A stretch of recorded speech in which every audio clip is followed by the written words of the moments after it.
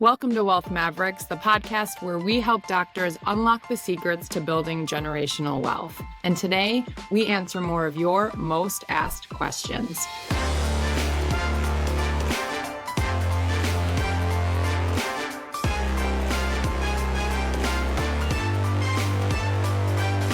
Because it helps us understand in the planning process how to make everything we do follow the guidelines of the IRS that says you can do this. There are no loopholes in the IRS code. People like to use that term loophole to create this intrigue and mystery and like you're doing something. No.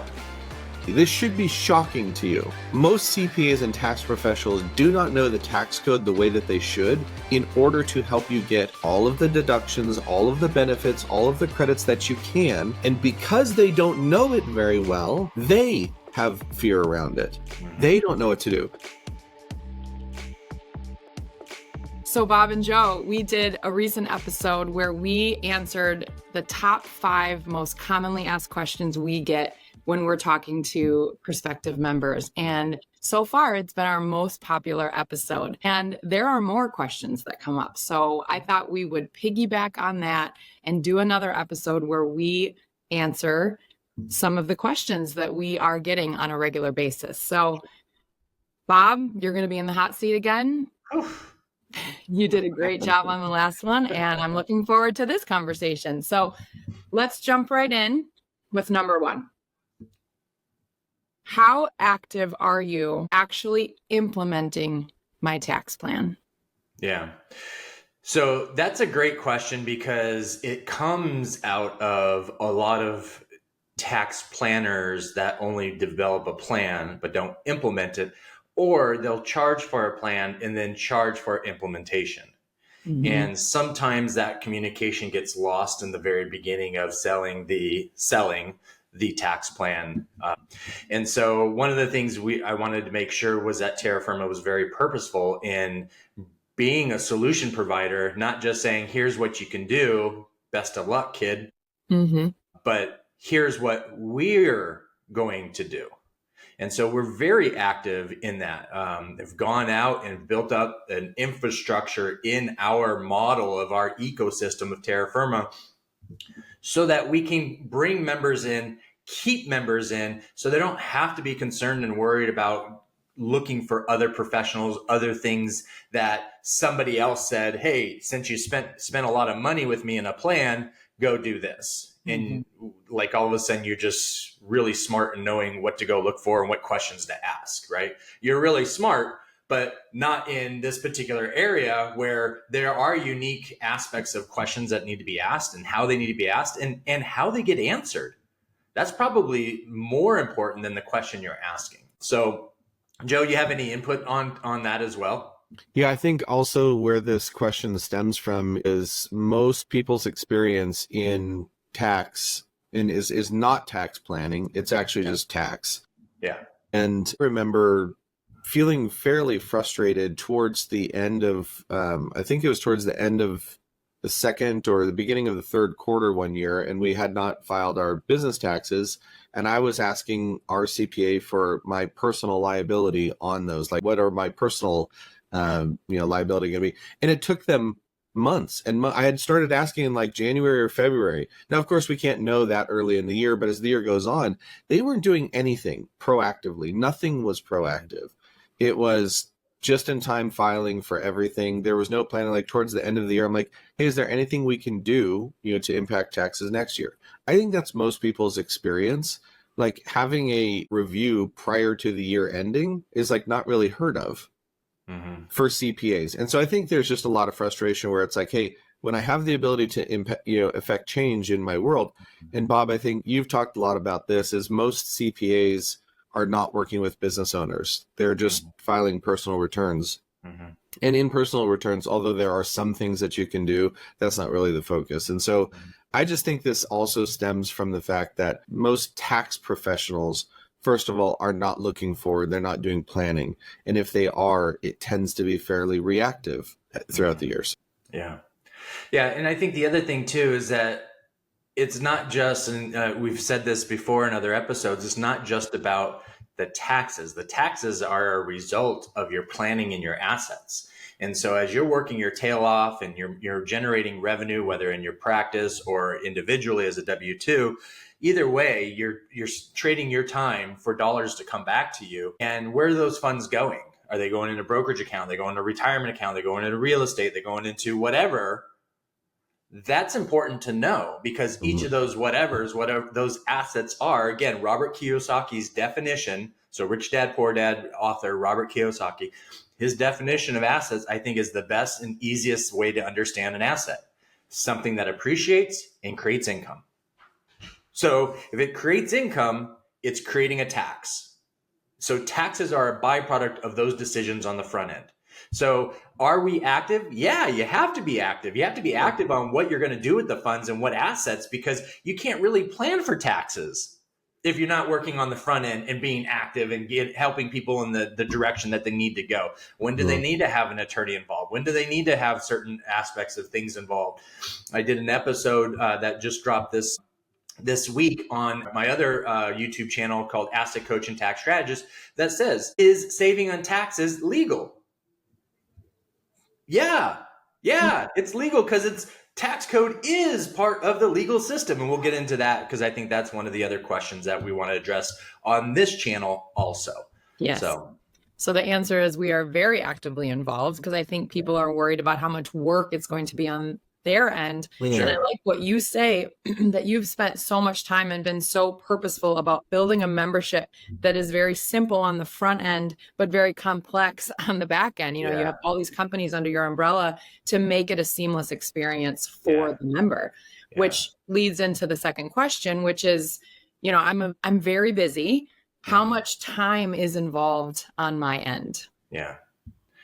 Well, I think that's a tough question to answer, because it depends on how involved you want to be in your decision-making process and your process of trusting those that you hire. Now, we have some members that are like, just take it, right? It's almost like instant trust, right? It's like when you have a baby, you're just instantly in love. Right? Not that they become a member and they're instantly in love with us and that they call us baby. I don't know, maybe it'll happen, but it does require your help and involvement, because this is all your stuff you're hiring us to manage and help and utilize and plan for. So it is yours, but we will do everything we possibly can to minimize your involvement.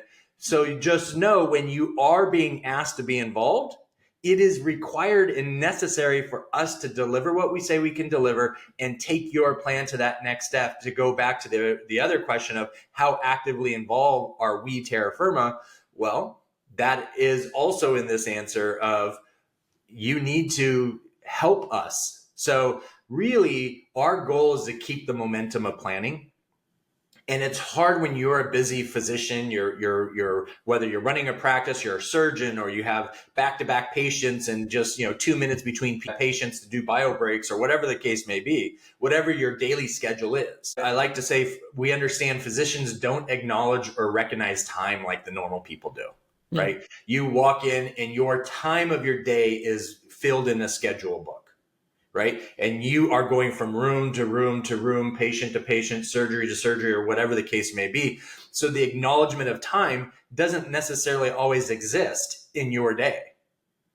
That's our job. It's our job to be your timekeeper. It's our job to let you know, hey, if we're reaching out to you, we need some kind of response in order for us to keep that momentum of planning. But just know, we're not going to sit by you and say, okay, this is what I want you to dictate, right? And I want you to type this out while I tell you what to type out. No, we're not doing that. We're doing as much as we can behind the scenes, in the beginning of the scenes, to say, here, this is what I need you to do. You want to get more involved? You want to ask more questions? Awesome. We're here to do that. We can get in as far in the weeds and as far in the dirt. We can actually go all the way down to the Earth's core with some topics if you'd like to. But at the end of the day, we want to try to keep it as level and minimize that involvement as best as we can. Yeah. If I can put my 2 cents in on this one. So first, we've designed the process to be as non-intrusive as possible, meaning we have tried to be intentional in every meeting that we have to bring out what we need in order to keep the planning going. But then I want to preface my direct response by saying something. When we engage a member, we only do so if they meet our criteria for becoming a member, which means that we need to save them at least twice what they're investing with us. The minimum investment is $30,000 per year. We have memberships that are as much as $150,000 a year plus, $120,000 a year plus. So let me preface this by saying, where are you able to earn that much dollar per hour in anything that you're doing? If we are going to save you tens of thousands, hundreds of thousands, or in some cases, millions of dollars per year, where are you going to get that return on your time? It will not exist. I promise you, we are the most important dollar per hour activity that you can do. So I just want to preface what I'm about to say with that. The onboarding process for us in the first few months, we have 3 meetings that we absolutely have to have your attendance at. Some of those are for I'll call it just more number crunching. I mean, it's just getting those numbers. Some of those meetings are a little bit more esoteric and have to do with your goals and what you want to accomplish in your life. Cannot create a plan to go somewhere if we don't know where you want to go. You've probably not had a CPA ask you what your goals are down the road. So we look at you holistically. So those things require time. And it's also an opportunity for you to get to know us and us to get to know you. So those are important. It's about 3 hours of time to do that. And then the third kind of bucket of time is also just how long it takes you to collect and get your documents in order. And for some people, that's a longer process. You have to chase down things from a lot of different people. For other people, it's literally just a box and you just scan it and send it over, or it's already in a digital file. That might just take moments for you. So it really is somewhat up to you in your specific scenario. But I want you to know we've designed the process to be as little intrusion on your time as possible. We know that you're busy. We also know that you probably don't love thinking about this kind of stuff. So we've made it as easy as possible for you to enter our world. Yeah. Well, and I think you bring up a great point, Joe, because those initial conversations that you will have with our coaches, Aaron being one of them, is so important because that is part of that answering that question of how actively is terra firma. Because what's the point in us doing anything if you don't know why we're doing what we're doing? And we don't know why we're doing what we're doing for you. So Simon Sinek, he has to start with why. We want to know why are we doing all this? Why are you spending so much time away from your family and friends and your loved ones to go help other people in their life and serve them? Why are you doing that? And is there a result or reward that you want from that? We want to know. We want to be involved in that. We want to make sure what we're doing is in line with what your why is. Because if it's not, then you're exactly where you're at right now. There has been no change. You're going to have professionals that don't know you, that aren't providing you a plan or strategies that meet what you want. And you're always going to sit there and go, why are we doing this? This doesn't make any sense.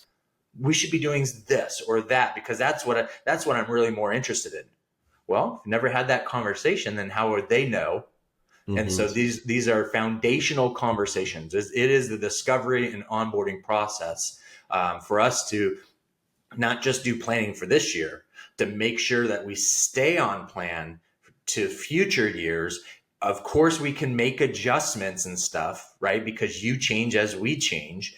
But we want to make sure we're in line with each other, right? We're parallel paths. Not you zig, we want to zig with you. Not zag when you zig. We want to be in line with you. Perfect. Okay, question number 3. And I preface this by saying, again, Doc, you're not alone. There's a healthy dose of skepticism that comes with this, that comes from past experiences and some very real things in the financial world. But it's so interesting to see how people ask this question. Like there's a professor of medicine. He's also a surgeon. And there's another professor who actually just signed up with us. They are very worried about, is everything you do legal? They don't want to put their medical license or their different prestigious positions at risk. And I'm always surprised when that's asked, like, really? Is everything we do legal? I like the color orange but I don't think it looks very good in a jumpsuit. Amen. Zebras are pretty cool to look at, not when you're wearing it. So it's not a very good business model to be able to have short-term goals to lie, cheat, and deceive people. Those are called Ponzi schemes, and steal their funds to go do short-term living. It doesn't make any sense. And there's a little sarcasm there. It's not to make fun of the question. It's to bring some levity to the question, because we need to understand that the tax code, everybody looks at the tax code as telling you what you can't do. The tax code's there telling you what you can do. And it's only there because Congress and the lawmakers pass laws and regulations that affect the tax code. And the Department of Treasury, which the IRS is under, is tasked with how do you communicate the tax code and the laws that just changed, and how do we make the tax code in legal. Notice I'm saying code, tax code. It's a legal system. We, in our brain, because we say taxes and we file taxes and we pay money, we, in our brain, don't equate the IRS to a legal system. So if you're using it as to what you can do, I use the analogy sometimes of a video game, right? And when you're, I don't know if you play video games, I don't, but I know them well enough to know that you get clues. And when you find clues, all of a sudden you get rewarded with a key, and you're like, holy cow, this is cool. I have a key. Why? What's this key go to? And then all of a sudden you turn a corner and there's this big chest with a big lock. And what do you know? That key goes into that lock. You open it up and boom, you got tax savings, right? And so that's the process we take you through. But you can only get these clues based on your income, based on your assets, based on your style, your lifestyle. And until you pass that level of access to the tax code, you can't go to the next level until your income and your assets and what your wealth has been able to do brings you to that next level. That is the legal system. That's what the IRS tax code allows us to do. And so everything we do is really focused on, when we're putting a plan in place, we document things to the point of, if we had to sit in front of a judge and defend what we did, or what you are doing, right? Because it's you. Do we have evidence? Because yeah, we may have an honest face. The judge may like my personality. The judge may not like my beard. We don't know. They may not like doctors. We don't know. That's the great thing. That doesn't matter. It's the evidence and the proof of why we're doing what we're doing. What is our motivation and the purpose of what we're doing? So one of the things we ask, and we go through this planning process, we ask you, what's the purpose? Why are you doing what you're doing? We'll ask you first before you ask us, why are we doing this? Because it helps us understand in the planning process how to make everything we do follow the guidelines of the IRS that says you can do this. There are no loopholes in the IRS code. People like to use that term loophole to create this intrigue and mystery and like you're doing something. No. A loophole is either the beginning of you can do this or the end of you can't do this. And there's not a clear communication of your understanding if you're allowed to do this. Most of the time when people talk about loopholes, the IRS is telling you you can do this. So therefore it's not a loophole. It is a direction of, yes, go down that pathway. You're allowed to. Well, it's only a loophole if you don't qualify for that pathway. And that's what we find most of the time. You're not ready yet. You're not there yet. You need more assets. You need more income. You need more to be able to access that level of the code. Well, I think Bob, I remember I pulled up this meme that I sent you a while back, and I think a lot of people can relate to this. And it says, government, you owe us money. It's called taxes. Me, how much do I owe?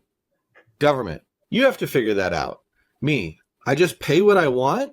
Government, oh no, we know exactly how much you owe, but you have to guess that number too. Me, what if I get it wrong? Government, you go to prison. And it's a funny meme, and I think people kind of relate to it, but I remember when I sent that to you, Bob, you were like, this is what's wrong, is this creates fear. This instills fear in people. And to your point, they know exactly how much we owe. because they've told us exactly what we can do. And I think that's the big thing is most CPAs, most people who deal in taxes, and this should be shocking to you. Candidly, this should be shocking to you. Most CPAs and tax professionals do not know the tax code the way that they should in order to help you get all of the deductions, all of the benefits, all of the credits that you can. And because they don't know it very well, they have fear around it. They don't know what to do. And the irony is a lot of people feel very comfortable doing things that they should not feel comfortable doing. Right. And they just because, oh, everyone's doing this. Yeah. I can't tell you how many times I've heard people say, I can pay my 2-year-old $10,000 a year tax-free. It's like, okay, you're technically correct. That is technically correct, but you better have a job description. That 2-year-old better be doing something for your business, or that's being a bad business partner with the government. Yeah. Yeah. I think there's a lot of fear that people have around this. That's why they're asking the question, is this legal? In their brain, like that script that's running behind the scenes is, am I going to go to prison? Am I going to lose my license? Am I going to go to prison because of the advice that these guys give me? Yeah. And the truth is, candidly, you may be risking more right now because you really don't know. Yeah. And we do. And so we will, it's like, how fast are you comfortable going on the freeway? I'm very comfortable going exactly the speed limit. If someone else is going faster, do you feel comfortable going faster? Is that legal? No, it's not. The speed limit is the speed limit. You can go all the way up to that. And I'm telling you, because people are so afraid of whatever might be, they're pulling way back and they're not coming close to maximizing anything that they're doing. Yeah, it's funny. There's a couple of things you said that I thought was funny. So when we were teaching our middle child how to drive, we would get on the freeway. We were still living in Southern California at the time. We get in the freeway and she stayed in the slow lane. And I'm like, baby, get out of this lane. This is the least safest lane, but it's the slow lane. I'm like, no, it's the dangerous lane. This is where people come on and come off the freeway, and they all want this lane. Get into the next lane, go your same speed, the speed limit, but get out of this lane. And that's the problem with what a lot of times people are doing is that they're picking this lane, thinking it's the safe lane because of what it's been called. And in actuality, it's the riskiest lane there is. Right. And so that's where everybody is. And then they complain that they're paying too much in taxes and they're blaming their tax people when at the actuality, it's your fault because you're following everybody else. Right. And you're allowing some of your fear, we called it skepticism, but let's call it what it is. It's fear to drive your decisions. And that's okay. That's why we have this process we do. Our job is, and why we're recording these questions and answers for you, is because our job is to help you understand what actually really is. If I walked with you, if it was bring Bob to work day, I shadowed you the entire day, I guarantee you I'd have some questions after you met with a patient saying, why'd you do that? What's that mean? What'd you say? Why'd they react that way? Guarantee you. First of all, you'd have to teach me Latin. So I think it's really important to understand. The other thing is that when you were talking about people just following other people, I remember seeing this meme years ago, and it was this real long line. People were at this one window, and you had this one window, another window, no one's there.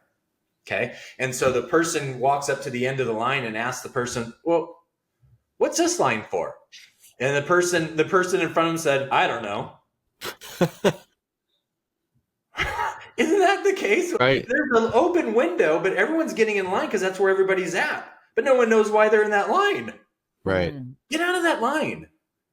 Get out of that line. And that's a choice you have to make. And this is not what the world of doctoring is. Like you go to medical school, they teach you in a certain philosophy, you learn that and you start implementing that. You are trained kind of to be in that mindset.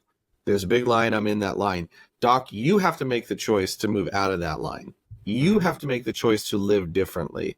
And it is purely a choice that you have. I'd encourage you, begin thinking that way. Look for the shorter lines. Yeah.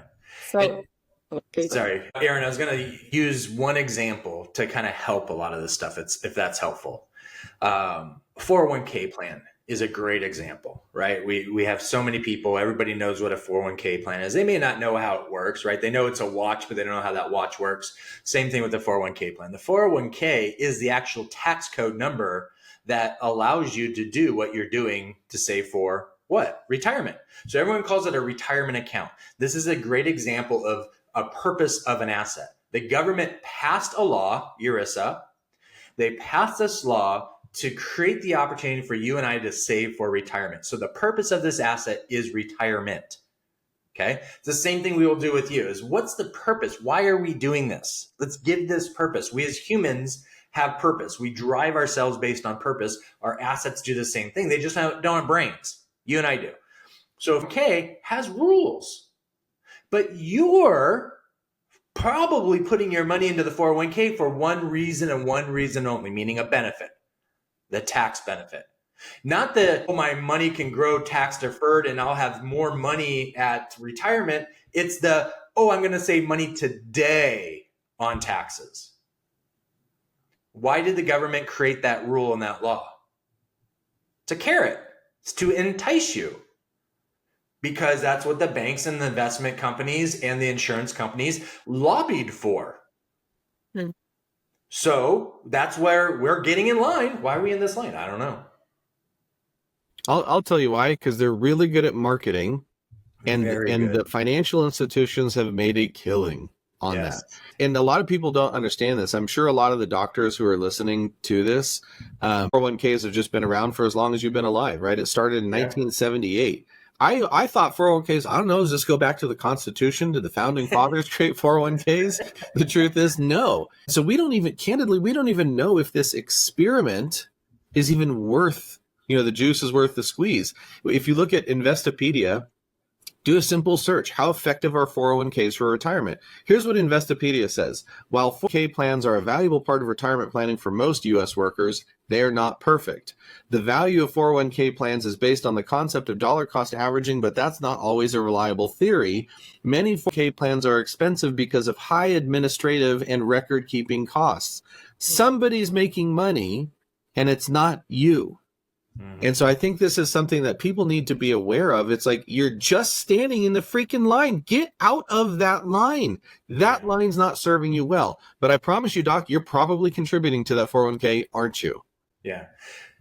Here's the thing, not investment advice, right? We're not telling you to do or not to do, right? We're just using this as an example of the question, is this legal? Right? And this is an example of a legal system or a legal asset that's out there. Most of the time, it's the ordering of assets that is the problem, meaning that people are doing this, retirement plans, before it's the right time because they're doing it for the taxes, not necessarily for the purpose of the asset. The purpose is to replace your income when you decide to stop working. But there are other assets that do that. But you're doing it more than likely, again, not investment advice, for the tax benefits, right? So that may be tying up capital, tying up money into a plan that you can't have access to unless you want to pay taxes and penalties on that when you take it out, your money. Then maybe it's not the right thing to do right now. And so really, when we talk about assets, it's the ordering of those. Tax law, legal system, the ordering of a plan and the assets, what makes the most sense for you. And so I want to make sure that that's clear, is that we're not saying that 401k plans are bad. We're not saying that they're good either. We're just saying this is what it is, and we need to be aware of it and make sure what it is fits into your plan. And if not, when, and if it does, how. Plain and simple. Okay. And perhaps we can talk more about that on a future episode, because I would like to dive deeper into that and a few of the other vehicles that we hear about and use a lot. But the analogies of the really long line or staying in the slow lane, those lead into question number 4, which is, if you can save me so much on taxes, why isn't everyone doing this? Then this wouldn't be something you're looking for. there would be no tax system. I mean, I'm kind of joking. If it were that easy, it goes back to my analogy of games. So if you're watching just this question, and the answer to this question is the analogy of a video game is as you're going through this video game, you get clues. And these clues allow you to earn a key. And this key is to unlock a treasure chest. And these clues are your situation based on how you qualify for these clues, meaning your assets, your income. And that treasure box is your tax savings. You can't go to level 2 without passing level 1. And the reason why you can't get to level 2 is because your assets, your income don't qualify you for the tax code in level 2. You're still on level 1. Okay. So it's really important to understand at this moment what your situation looks like and how do we get there. That's the key to what we want to accomplish as we move forward here. Okay. Joe, you have any input? Lots, but I'll try to keep it limited. So it's okay. It's like asking, if you're a doctor and you have a specialty or whatever it might be, it's like, why don't other doctors know what you know? I don't know. They didn't study that. That it's plain and simple. So when you look at the stats of the American tax system, how many individual tax or how many tax returns are there? Personal tax returns, Bob's per year is like 170 million or something. Yeah, there's around 170 million individual personal tax returns. Yeah, so 170 million, that's a lot. And then how many corporate? It was like a fraction of that. Yeah, tiny fraction. Yeah, so S corps there's 5.5 million, partnerships there's 4.4 million. They estimate Schedule C, meaning side hustles, to be about 40 million people have a side hustle, right? That is the number one audited schedule, by the way. Is right. Schedule C, and side hustles because people are trying to find loopholes. They don't know what right. they're doing, and they're trying to take deductions that they shouldn't be. Sorry, that's a little sidetrack rabbit hole. No, but that's exactly the point. So the vast majority of tax returns are individual. They're not these company. And so we use the entirety of the tax code for you as a member of ours. And they just don't know that because that's not the bulk of what they're doing. In any given tax practice, a much smaller percentage of their returns are corporate returns or are business returns. So they just don't know. Like, it's like your specialty is your specialty. Our specialty is to help you maximize the tax code.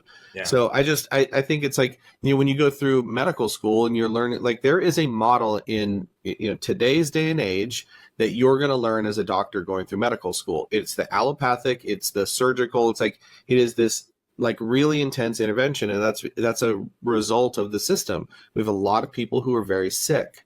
And so this is the reason why, if you're just like, family practice and you're seeing, 20, 30, 40 patients a day, there's very little you can do for somebody. The system has just generated this, I'll call it a nightmare. There are some people who are like, hey, I want to look more at alternative medicine or integrative medicine or these other pathways. And it's like, oh my gosh, there's all this that we can do as well. You just were never taught that. That was not the medical school's job to teach you that.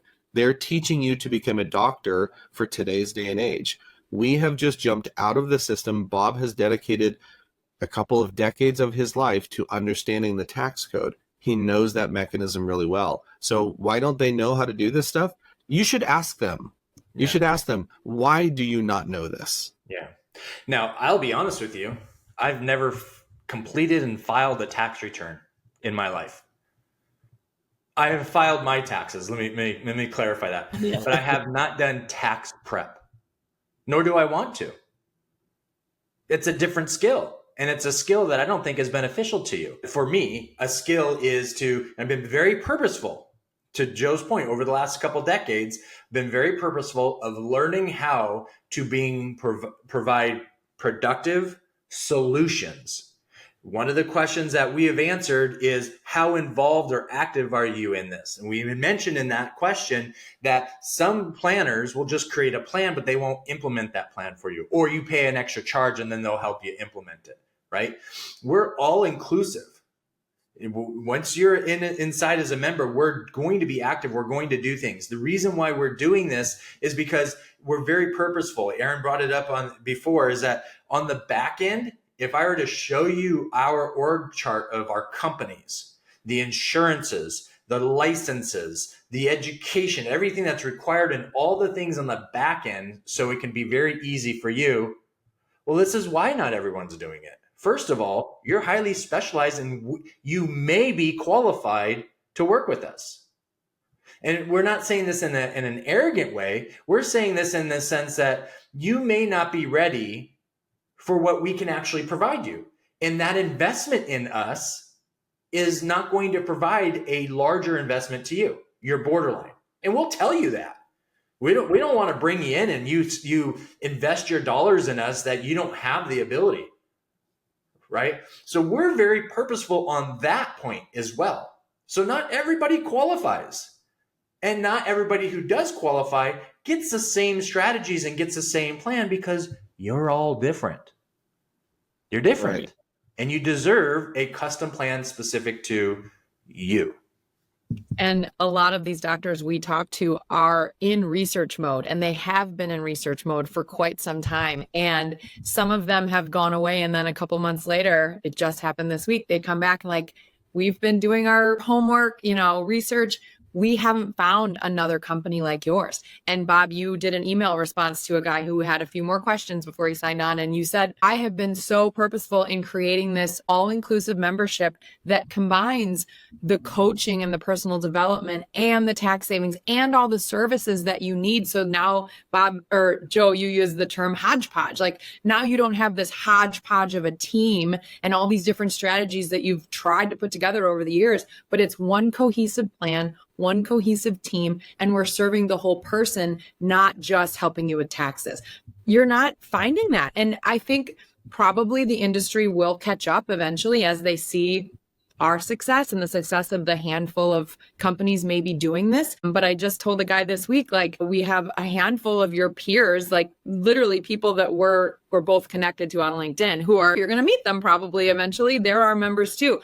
But eventually it's going to be a lot of your peers because as we've talked about, we are seeing that this is such a pain point for so many people and they're not finding the solution until they come to us. Yeah. And if I can just give a moment of advice. So when we say what we do, we are built for doctors.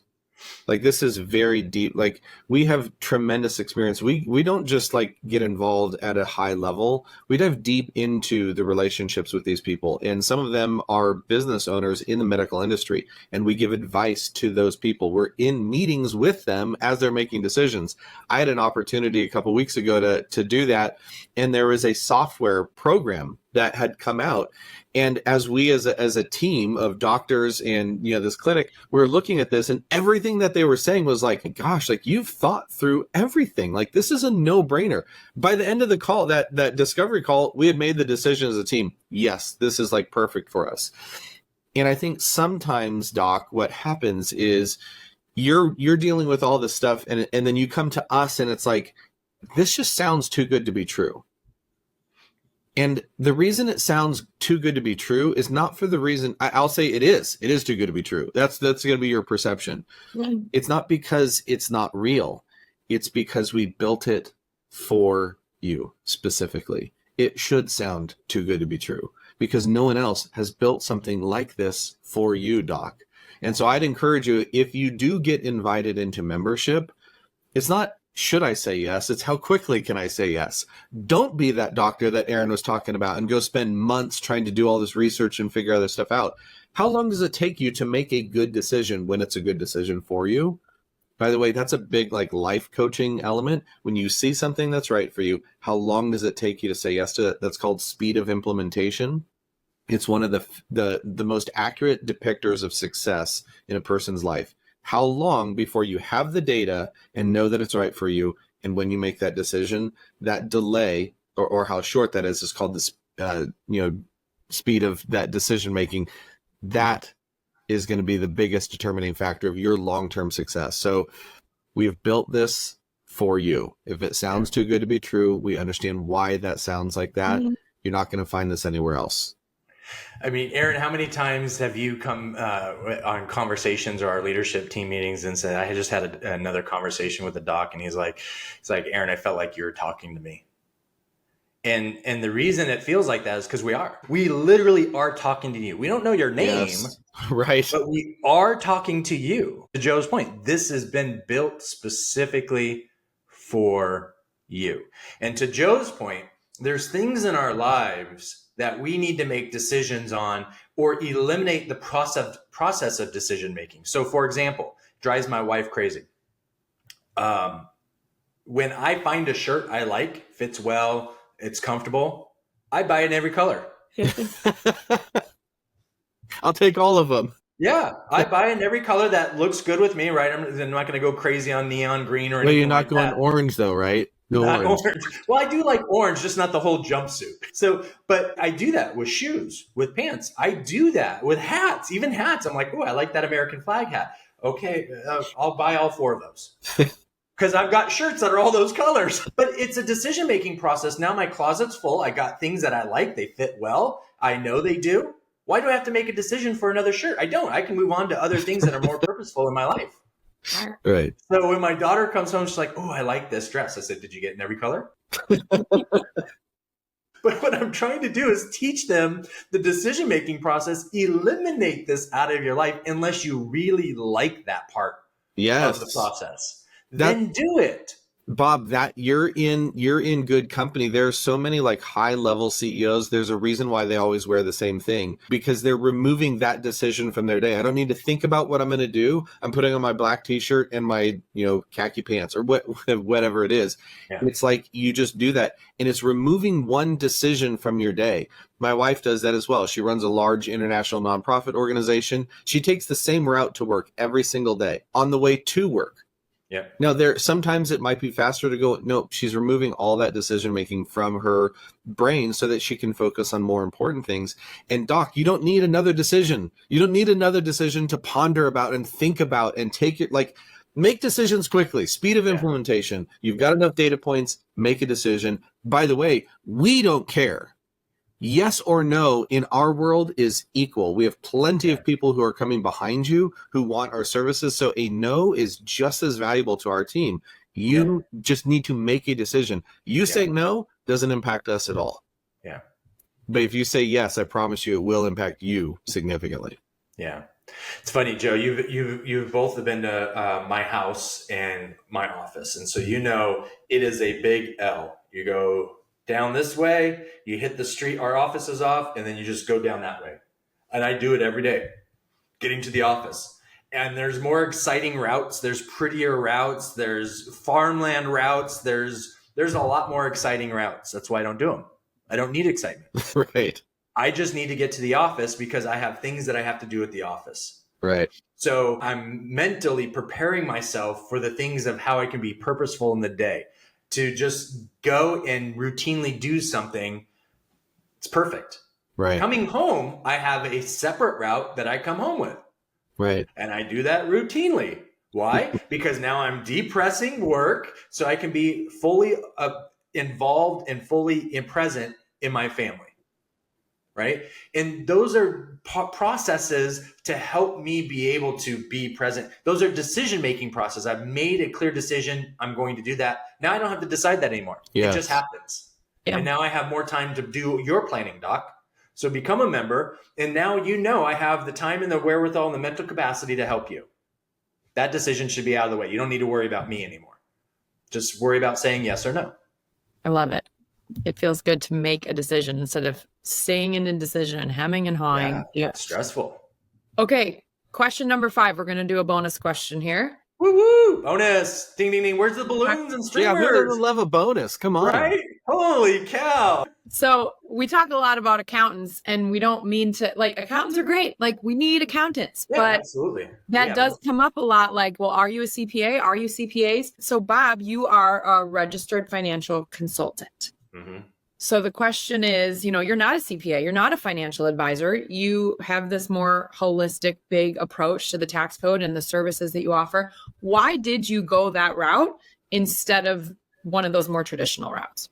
Great question. When you choose to put letters at the end of your name, you're agreeing to their bylaws. You're agreeing that you can and you cannot do certain things that may be in the best interest of your client, but it's not in the best interest of the organization. I chose not to be an employee for a reason. Now, having compliance and oversight, that's very important. I have a securities license. I have a Series 65, which means I own my own registered investment advisory firm. Okay. I'm a fiduciary because of that. I'm governed by that law, those rules. I'm a life insurance agent. I'm governed. I have my own insurance agency. I'm governed by those rules and those laws. Okay. We have a tax practice where we have people that are enrolled agents or CPAs or certified bookkeepers that are governed in that. Why do I have to be all that? I don't have to be all that. I don't want to go through being a certified public accountant to make you feel better. No, I have chosen not to go down that route because I have chosen to learn other things. The reason why you're looking at us, the reason why you're saying, oh, I feel like you're talking to me. Because I've been very purposeful.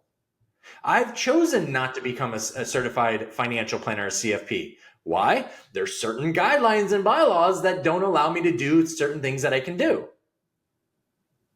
Right? And so at the end of the day, it's about you.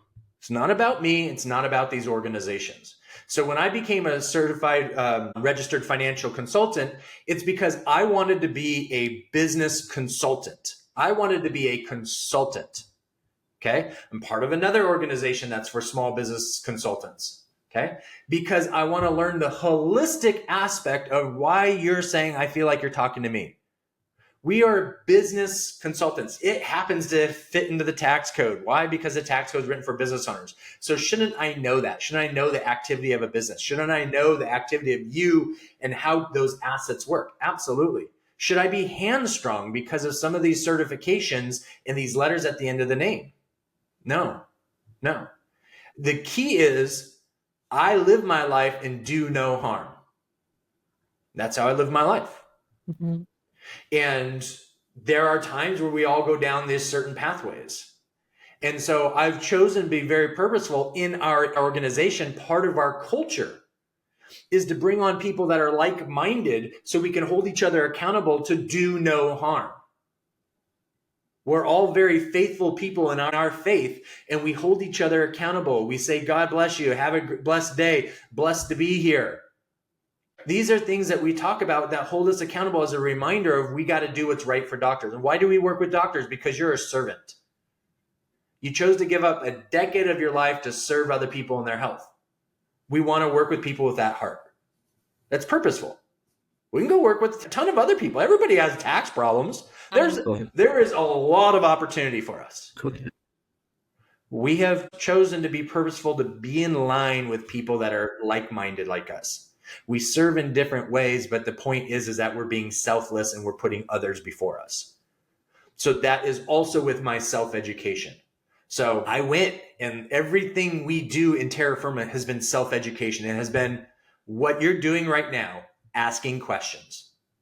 I've asked questions, and then I have found people who have had great answers. And so we use those people and those strategies in our planning process. Only if it makes sense to be working with other strategies and other things that we do. Okay. And so we know real estate, we know business, we know stocks, bonds, mutual funds, ETFs, we know crypto, we know insurances, life insurances. We're agnostic to the asset. The asset that we put in place, the assets we put in place are specific to you, and that why you're doing this. Not because you want to save money on taxes. That's a benefit of the why. We want to know why we're doing what we're doing. So we both can be very purposeful and walk the pathway together and bring more meaning. And that is what allows that velocity of money, your wealth, to accumulate quicker, is because we're all in line and we understand what the goal is, and that is your why. So that was my why I'm not all these other certifications, because I can hire those. I read this great book. This is in our podcast, talking about some of our favorite books that had meaning to us. And this book was written by Benjamin Hardy. Dr. Benjamin Hardy, not a medical physician, but a psychologist, occupational psychologist. And Who Not How is the name of the book. And he wrote it in conjunction with Dan Sullivan, thank you, part of Strategic Coach. And they wrote it together. And what an eye-opener. And it was what I've been practicing, but he put it in such great words and language to where I could understand and embrace it, is that you don't need to, people want to say, find your weakness and prove your weakness. No, hire your weakness. There's people who love their strength is your weakness. Hire them. Now you got it. Find the who can improve your life, who can improve your situation, so you don't spend all the time to figure out how. You're going to spend 20 decades going through the hundreds and hundreds and hundreds and hundreds of books I have read and studied and implemented, not just read, but implemented and talking how many conversations? You're going to do that? Well, and they could. They could. It's just, yeah, you could. It's just not a good use of your time. Absolutely not. Absolutely not. So, well, I think doctors need to understand, you may not know this, Doc, but those letters behind people's names, congratulations, you passed a test. Yeah. Like that's what happened. There are people who should not be giving advice who have letters behind their name that allow them to collect money for giving advice. Mm-hmm. And all it means is that they were able to pass a test. They paid some money to go through some process and they passed a test, and they then get to market themselves that way. So even just like on a the functional side of things, that's all that happened. They learned some things, they passed a test, they now get these letters behind their name. Just because that's the case doesn't mean that they should be serving you. That should not be the qualifier. Or they can only serve you in that very specific area. And just listening to Bob talk about how he has done something differently to be able to serve at such a higher level, just seriously, I love it. It gives me butterflies. I'm so happy to be here. I hope that those listening feel the same way, and that terra firma can be the who when it comes to, you're out there searching for a solution to your tax problem and your stress around your financial situation. Terra firma can be the answer to that. I say that on calls all the time, like, we're selling peace of mind, and we just want to bring peace to your world. So thank you, Bob and Joe, for answering 5 more really good questions. Yes. Perhaps I'm sure we'll do more in the future. No. 4 questions and a bonus question. Thank you. And thank you for listening. We look forward to talking to you again soon. And until then, we'll be a Wealth Maverick.